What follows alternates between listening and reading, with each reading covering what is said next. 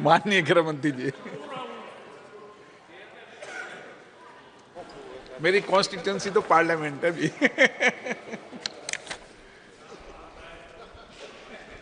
माननीय अध्यक्ष जी,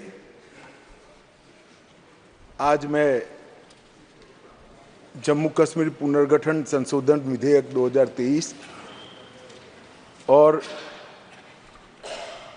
जम्मू कश्मीर आरक्षण संशोधन विधेयक 2023 इस पर इस सदन में जो बहस हुई है, इसका जवाब देने के लिए मैं खड़ा हुआ। मुझे एक बात का आनंद भी है और हमारी संसदीय प्रणालिका के लिए अच्छा भी है कि किसी ने इस बिल के तत्व का विरोध नहीं किया है, इस बिल के हार्द का विरोध नहीं किया। मान्यवर, लगभग 6 घंटा चर्चा चली और कांग्रेस के श्री अमर सिंह से लेकर अधीर रंजन जी तक 29 वक्ताओं ने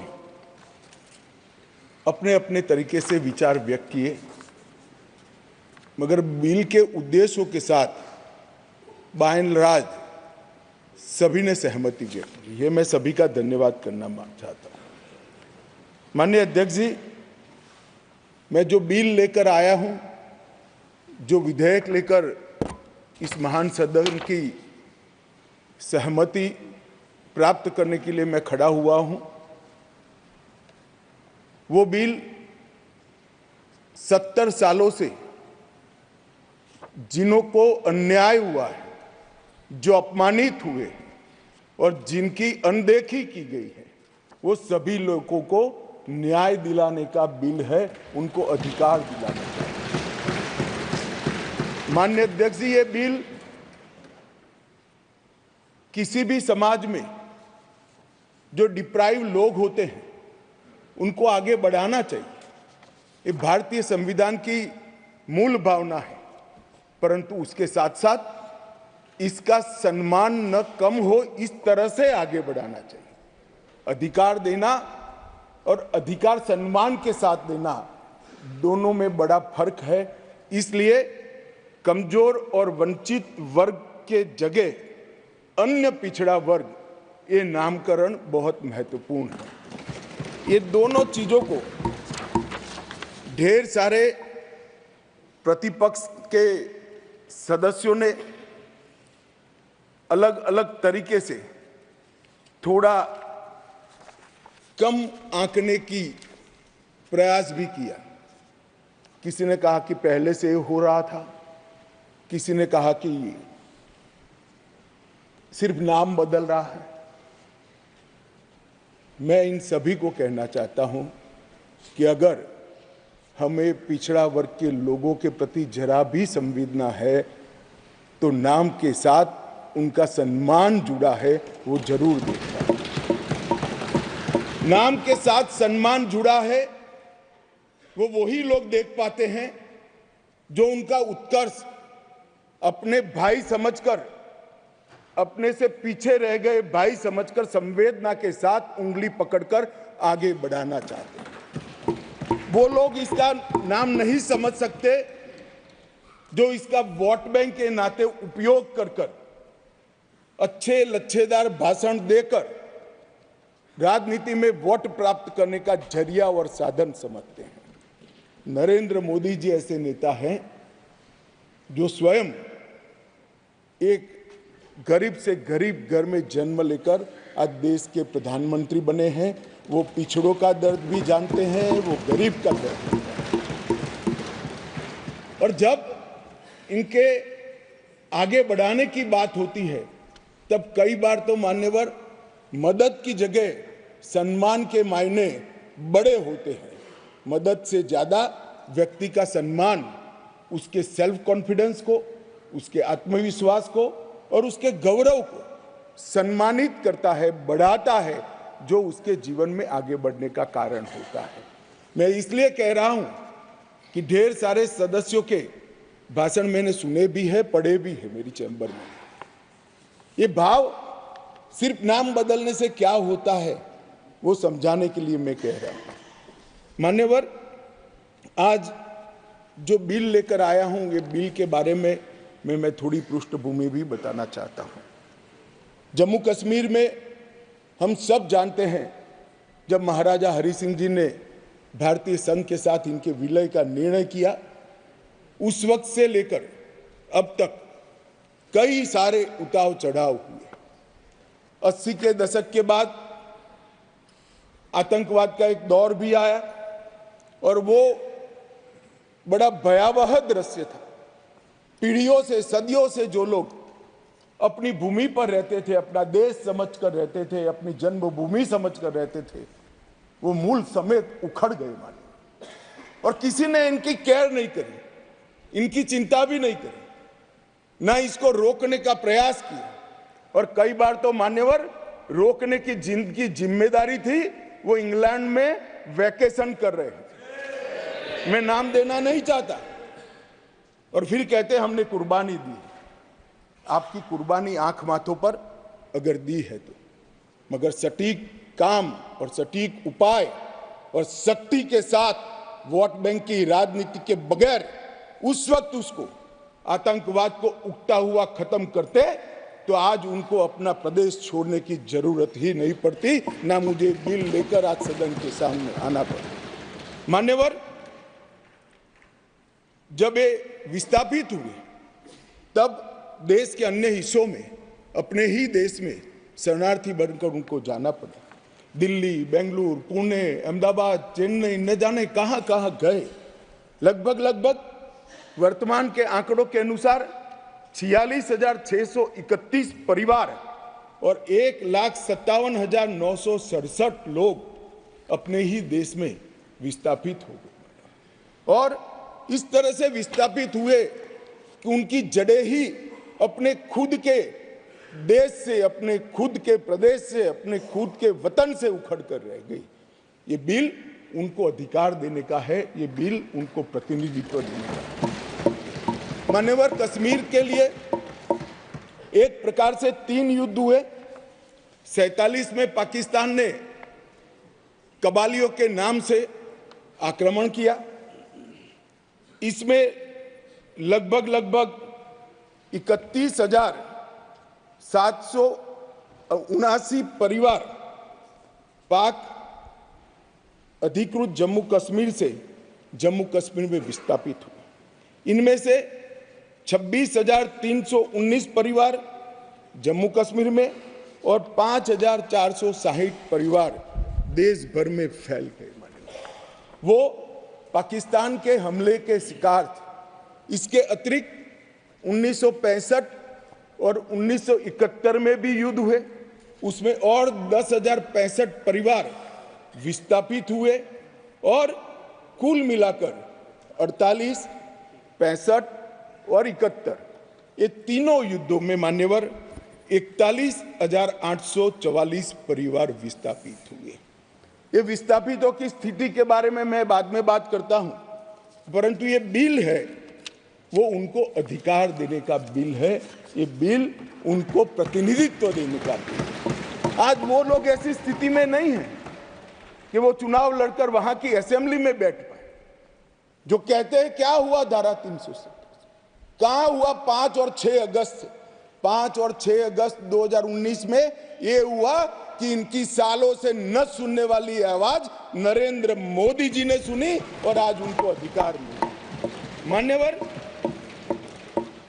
जिस 5 और 6 अगस्त का बिल 2019 का कुछ लोगों को जूते में पड़े कंकर की तरह खटकता है, उनको मैं बताना चाहता हूं, इसी बिल का हिस्सा था न्यायिक डिलिमिटेशन।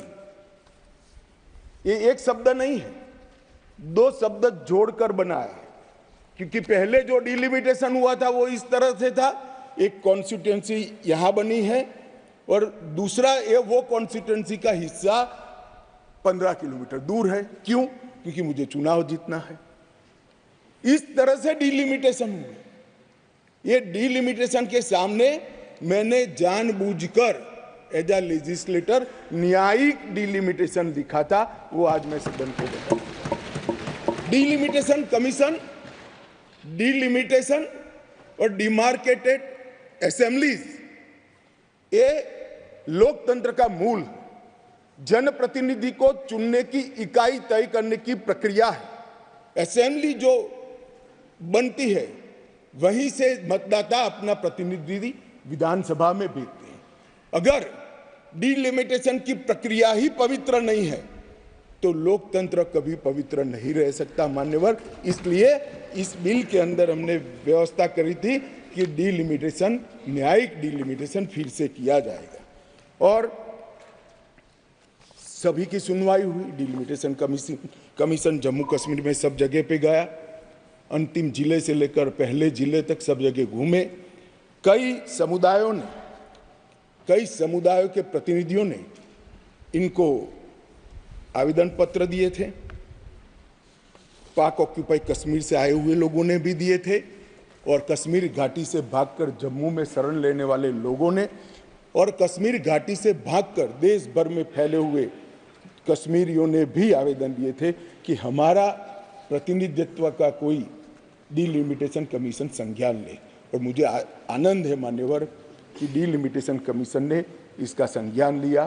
भारत के इलेक्शन कमिश्नर ने विधानसभा में 2 सीटें कश्मीरी विस्थापितों के लिए नामांकन की जा सके, और 1 सीट अनधिकृत ऑक्यूपेशन जो हमारे कश्मीर का हिस्सा पाकिस्तान कर बैठा है, वहां से विस्थापित लोगों में से एक व्यक्ति को नॉमिनेट करना पड़े। ये इसका हाल।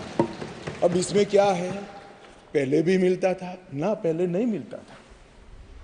पहले सिर्फ जरूरत लगे तो, प्रतिनिधित्व न हो तो महिलाओं को 2 सीट दी जाती थी। हमने 3 सीटें और अपॉइंट करने की डिलिमिटेशन कमीशन की जो सिफारिश है उसको बिल में परिवर्तन कर कानूनी जामा पहनाकर आज मैं इस महान सदन के सामने उपस्थित हुआ हूं। मान्यवर, इसमें से 2 सीटें कश्मीरी विस्थापितों के लिए होगी जो घाटी से विस्थापित हुए हैं, और 1 सीट पाक ऑक्यूपाई जम्मू कश्मीर के विस्थापित व्यक्तियों के लिए नामित की जाएगी। इसमें से एक महिला होना जरूरी है। इस प्रकार का एक कानूनी सुधार लेकर आज मैं यहाँ पर हुआ है। डिलिमिटेशन कमीशन के इतिहास में पहली बार 9 सीटें शेड्यूल्ड ट्राइब के लिए आरक्षित की गई हैं, और एसटी के लिए 9 सीटें, और अनुसूचित जाति और जनजाति के लिए 20 सीटों का आरक्षण की व्यवस्था करें। नई जो स्कीम बनी है उसमें जम्मू में पहले 37 सीटें थी, 37 सीटें थी। ये भी न्याय का सवाल है। जम्मू में पहले 37 सीटें थी, अब 43 हुई है, 43 हुई है। कश्मीर में पहले 46 थी, अब 47 हुई है। और पाक ऑक्यूपाई कश्मीर की 24 सीटें, क्योंकि वो हमारा है, हमने रिजर्व रखी है मान्यवर, 24 सीटों को। इस तरह से पहले 107 सीटें जम्मू कश्मीर विधानसभा में थी, अब 114 सीटें हुई है। पहले 2 नॉमिनेटेड मेंबर हुआ करते थे, अब 5 नॉमिनेटेड मेंबर मान्यवर इसमें होंगे। जम्मू कश्मीर के कानून के हिसाब से 2 महिलाओं को राज्यपाल द्वारा मनोनीत किया जाता है, और धारा 15 के अनुसार किया जाता है। और अब इसमें कश्मीरी प्रवासियों में से 2, जिसमें से 1 महिला, और पाक ऑक्यूपाई कश्मीर से 1 नामांकन किया जाएगा। मान्यवर, ये इसलिए संभव हुआ है कि 5 और 6 अगस्त को ये ऐतिहासिक बिल नरेंद्र भाई ने कैबिनेट में पारित किया, और इस सदन ने इसको परमिशन दी, इसको मान्यता दी, और धारा 370 चली गई। इसी का हिस्सा था ये डिलिमिटेशन कमीशन। मान्यवर, सुरक्षा का परिदृश्य में इस पर बाद में बात करूंगा। ढेर सारे सदस्यों ने इसकी चिंता भी व्यक्त की है, मैं भी चिंतित हूं, परंतु क्या हुआ है वो बताना ये मेरा फर्ज है, क्योंकि एक ओर से रिकॉर्ड पर चीजें आ गई है तो मुझे जवाब तो जरूर उसका देना पड़ेगा। और आज जो धारा 370 हटने के बाद क्या विकास हुआ? आतंकवाद तो अब भी चल रहा है। कश्मीरियत का कितना नुकसान हुआ? ये सारी चीज़ों के जवाब मैं बहुत डिटेल मान्यवर दूंगा। और ये दोनों जो संशोधन है वो संशोधन आने वाले दिनों में इतिहास इस सदन के इस प्रयास को और सदन के आशीर्वाद को हर कश्मीरी जो प्रताड़ित है वो याद रखेगा। हर कश्मीरी जो पिछड़ा है वो याद रखेगा कि नरेंद्र मोदी सरकार ने 70 साल से दर दर की ठोकरें खाने वाले भटकते हुए अपने ही देश के भाइयों बहनों को न्याय दिलाने के लिए उनको 2 सीटें का रिजर्वेशन दिया और अपना देश छोड़कर पाक ऑक्यूपाई कश्मीर से यहाँ शरणार्थी बने हुए लोगों को रिजर्वेशन दिया। और जो डिप्राइव थे उनको कमजोर लोग ऐसे अपमानित करने वाले शब्द की जगह पिछड़ा वर्ग का संवैधानिक शब्द इनके लिए रखकर आज ये बिल लगभग आए। इन्होंने क्या कहा? कई सदस्यों ने पूछा कि क्या हुआ है इनके लिए, विस्थापितों के लिए क्या हुआ है? रिजर्वेशन देने से क्या होगा? रिजर्वेशन देने से उनकी आवाज कश्मीर की विधानसभा में गूंजेगी और फिर कोई ऐसी स्थिति करना जाएगा तो नहीं रोकेंगे उसको, क्योंकि उनकी आवाज वहां। मान्यवर, इसके अलावे 5675 कश्मीरी विस्थापित परिवार आज रोजगार पैकेज का फायदा उठा रहे हैं। ऐसे कर्मचारियों के लिए 6000 फ्लैट बनाने का प्रोजेक्ट था जो नहीं समाप्त हुआ, 14 से शुरू हुआ, मगर अब राष्ट्रपति शासन डालने के बाद लगभग 880 फ्लैट्स बन गए हैं और उनको हैंडओवर करने की प्रक्रिया चालू है। इनकी ऑनलाइन शिकायत लेकर इसके निवारण का पोर्टल भी मान्यवर शुरू कर दिया गया है। और एक बहुत महत्वपूर्ण कानून, जो लोग कहते हैं, मैं कश्मीर के जो सांसद बैठे हैं उनको विशेष रूप से कहना चाहता हूं, क्या हुआ जो कहते हैं इनको बताना चाहता हूं। मान्यवर, जब आतंकवाद चालू हुआ, निशाना बनाकर सबको भगाना शुरू हुआ, घड़ियाली आंसू बहाने वाले तो मैंने बहुत देखे। शब्दों से अच्छे तरीके से सांत्वना देने वाले मैंने बहुत नेता देखे हैं, मगर नरेंद्र मोदी एकमात्र व्यक्ति ऐसा है जिन्होंने इनके आंसू साच अर्थ में पोंछने का काम किया। मान्यवर, उनकी पीड़ा का हम कल्पना नहीं कर सकते। जो करोड़ों रुपए का प्रॉपर्टी वहां छोड़कर जान बचाने के लिए कहीं बेंगलुरु, कहीं अहमदाबाद, कहीं दिल्ली, कहीं जम्मू में जाकर कैंप में रहे हैं, अपने स्तर से बहुत नीचे जीवन जी रहे हैं, इनकी पीड़ा की कल्पना हम नहीं कर सकते बाकी के देश के हिस्से में रहकर। मगर जब वहां से भागे वो करोड़ों रुपए की संपत्ति किसी ने कब्जा ली। कब्जा लेने के बाद कहा कि अब तुझे कुछ नहीं मिलेगा, मैं जो देता हूं वो ले लो। औने पौने दाम में करोड़ों रुपए की संपत्ति एक प्रकार से छीन ली गई और प्रशासन चुपचाप बैठा, कोई कदम नहीं उठाए। और मान्यवर, हमने इसका रास्ता ढूंढा, नया कानून बनाया और वो रिट्रोस्पेक्टिव इफेक्ट से उनको वापस देने का काम भारतीय जनता पार्टी की नरेंद्र मोदी सरकार। ये पूछते हैं क्या हुआ था वो भी बताया और अब क्या हुआ वो भी बताया। और बहुत बोले हो, धैर्य रखना सुनने का, आज जरा धैर्य रखकर सुनना। और मेरा निवेदन है, जितने बैठे कम ही बैठे हैं, चले न जाए। मान्यवर, अधिवास प्रमाण पत्र लगभग 1.6 लाख लोगों को अधिवास प्रमाण पत्र देने का काम ये भारतीय जनता पार्टी की सरकार ने। नरेंद्र मोदी जी के प्रधानमंत्री बनने के बाद प्रति व्यक्ति 3250 रुपया और अधिकतम सीमा परिवार में 13,000 रुपया कैश डॉल दिया जाता है इन लोगों को। प्रति व्यक्ति 9 किलो चावल, 2 किलो आटा और 1 किलो मासिक चीनी देने का काम हमारी सरकार करती है माननीय। और पाक ऑक्यूपाई कश्मीर से जो लोग आए थे उनको एक मुश्त 5.5 लाख रुपया एक साथ देने का काम ये नरेंद्र मोदी।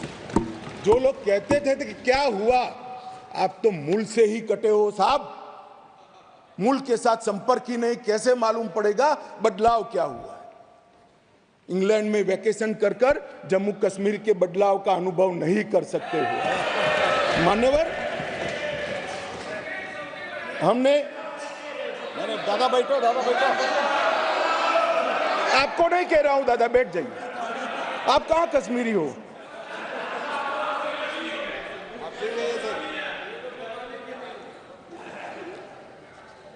मान्यवर, एक बैकवर्ड क्लास कमीशन बनाया गया, बहुत सहभागिता का अप्रोच बैकवर्ड क्लास कमीशन ने लिया। हितधारकों के साथ कई दौर का बैठक के किया, 198 प्रतिनिधिमंडल और 16,000 लोगों को की सुनवाई हुई। 750 दिन ये प्रक्रिया चली। सभी 20 डिस्ट्रिक्ट में जाकर ये सुनवाई की गई और लगभग 26,000 से ज़्यादा पोस्ट में मिली हुई लिखित अर्जियों को भी संज्ञान में ले लिया गया और जम्मू कश्मीर आरक्षण अधिनियम इसके अंदर सुधार करने का अभी जो आया है उसमें से एक मूल तत्व, बाकी के 2 बिल तो ST department, schedule tribe department और पिछड़ा वर्ग डिपार्टमेंट लेकर आएंगे, मगर अभी एक तत्वतः फेरफार किया है, बदलाव किया है। जो मसूदी साहब कहते थे कि पहले भी था, हाँ था, पहले था, परंतु कमजोर वर्गों के लिए था। इसकी जगह संवैधानिक नाम अन्य पिछड़ा वर्ग देकर उनका सम्मान करने का काम नरेंद्र मोदी जी। यहाँ कांग्रेस के ढेर सारे मित्र बैकवर्ड क्लास करते हैं। कुछ नेता होते हैं जिनको हाथ में कुछ लिखकर पकड़ा लो तो 6 महीने नया कागज ना आए तब वही बोलते रहे बैकवर्ड क्लासेस। भाई पहले आपका इतिहास तो देखो मान्यवर। मैं ऐतिहासिक सत्य के साथ इस सदन के अंदर स्टेटमेंट करने में झिझक नहीं रहा हूं कि बैकवर्ड क्लास का सबसे बड़ा विरोध और बैकवर्ड क्लास को रोकने का काम कोई एक पार्टी ने किया है तो कांग्रेस पार्टी ने किया है। मान्यवर, आज मैं पूछना चाहता हूं सदन की, पवित्र सदन के अंदर खड़े रहकर, पिछड़ा वर्ग आयोग को 70 साल से संवैधानिक मान्यता नहीं दी जाती थी। क्यों नहीं दी जाती थी? क्यों उनको सम्मान नहीं मिलता था? जबकि संविधान का मैंडेट था, मगर नहीं दिया गया। नरेंद्र मोदी जी ने इसको संवैधानिक मान्यता देने का। मैं आज पूछना चाहता हूं इस सदन के अंदर जो आम सभाओं में बैकवर्ड क्लास कर कर घूमते हैं, मैं फिर से कहता हूं उनको मालूम नहीं है इनकी पार्टी ने क्या किया है। किसने काका साहेब कालेकर कमीशन का रिपोर्ट रोक कर रखा, वो जवाब होना चाहिए। देश की जनता को मालूम पड़ना चाहिए। मंडल कमीशन के रिपोर्ट तक जब तक वो सत्ता के बाहर नहीं गए तब तक लागू नहीं हुआ, और बाद में लागू हुआ भी तो विपक्ष के नेता ए नाते स्वर्गीय राजीव गांधी ने इसका विरोध किया मान्यवर, विरोध। और आज वो बैकवर्ड क्लास की बात कर रहे हैं मान्यवर, वो लोग बैकवर्ड क्लास की बात कर रहे हैं। कभी भी सेंट्रल एडमिशन स्कीम के अंदर बैकवर्ड क्लास को रिजर्वेशन देने का काम कांग्रेस पार्टी ने कभी भी नहीं किया। केवल और केवल नरेंद्र मोदी जी के नेतृत्व में भारतीय जनता पार्टी ने किया। सैनिक स्कूलों में भी दिया जाता है, नीट के अंदर भी दिया जाता है, और सेंट्रल स्कूल्स के अंदर भी पिछड़ा वर्ग के बच्चों को सम्मान के साथ पढ़ने की व्यवस्था ये भारतीय जनता पार्टी की सरकार ने।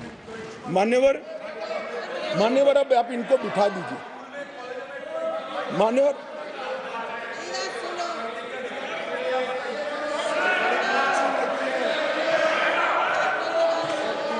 मान्यवर अब तक डिप्राइव लोगों की बात करते हैं, अब तक ईडब्ल्यूएस इकोनॉमी का रूप से पिछड़े लोगों को आरक्षण देने की बात कभी नहीं सोची गई। पहली बार नरेंद्र मोदी जी ने अनारक्षित जातियों के गरीब बच्चों को 10% रिजर्वेशन देने का काम किया। और मान्यवर, आज ये नामकरण में भिन्नता से क्या होता है इनको मालूम नहीं है। इनको मालूम नहीं है। मानो मेरी माँ का नाम कुसुम है, मैं उसको कुसुम बोलता हूँ और माँ कहता हूँ, दोनों को बीच में कितना अंतर है वो माँ को ही मालूम पड़ता है और किसी को मालूम नहीं। नाम तो वही है, व्यक्ति वही है, मगर किस भाव से बुलाया जाता है। जब बच्चा माँ कहकर बुलाता है तो जो प्यार और स्नेह और वात्सल्य आता है वो माँ से ही आता है, नाम से नहीं आता है। मान्यवर, ये नहीं समझ पाएंगे। ये भाषा का सुधार नहीं है, एक कंसेप्ट का सुझाव है, नजरिए का सुझाव है और देखने के दृष्टिकोण का सुझाव है जो नरेंद्र मोदी सरकार कर रही है।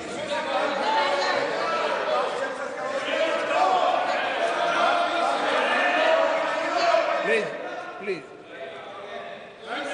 अरे यार अधीर रंजन, मैं एक बात कहता था कि एक नेता लिखा हुआ पढ़ते ही रहते पढ़ते, तुम भी वो स्क्रिप्ट पढ़ने लगे यार। ऐसा मत करो यार। अधीर रंजन जी, ऐसा मत करिए, आप माननीय विपक्ष के नेता है। मैं जरा भी पढ़, अरे आपके बारे में नहीं बोल रहे वे, माननीय अधीर रंजन जी आपके बारे में नहीं बोल रहे। Please please. मान्यवर, मैं इनको बताना चाहता हूं, आजकल करते करते मेरे 32 साल किसी न किसी सदन में हो गए। मैंने आज तक कभी लिखा हुआ भाषण पढ़ा नहीं है। मैं मन की गहराइयों से बोलता हूं।